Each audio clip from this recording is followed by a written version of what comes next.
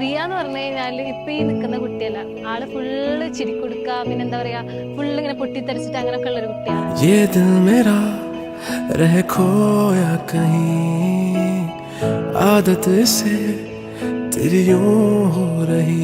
Actually ഇന്ന് റിയയുടെ നിക്കാഹാണ് എന്നുള്ളത് ഇപ്പോഴും അങ്ങോട്ട് വിശ്വസിക്കാൻ പറ്റുന്നില്ല. കാരണം റിയയുടെ ഒരു ലൈഫ് ജേണി പറയുകയാണെങ്കിൽ, ഫസ്റ്റ് ഓഫ് ഓൾ എൻ്റെ എല്ലാ പ്രോസ്പിരിറ്റിയുടെയും ഒരു ബിഗിനിങ് എന്ന് പറയുന്നത് റിയയുടെ ഒരു ബർത്തിന് ശേഷമാണ്.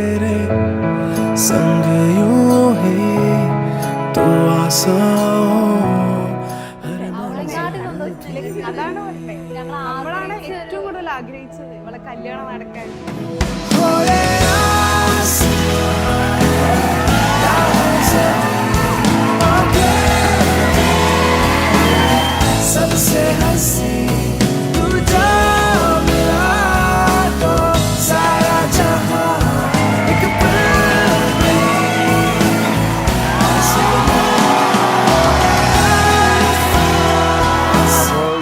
ശരിക്കും പറഞ്ഞു കഴിഞ്ഞാൽ റിയയുടെ ആ ഒരു പ്രസൻസ് നമുക്ക് നഷ്ടപ്പെടുന്നു എന്നുള്ള ആ ഒരു ഫീല് ശരിക്കും പറഞ്ഞു കഴിഞ്ഞാൽ ഉള്ളിലുണ്ട്.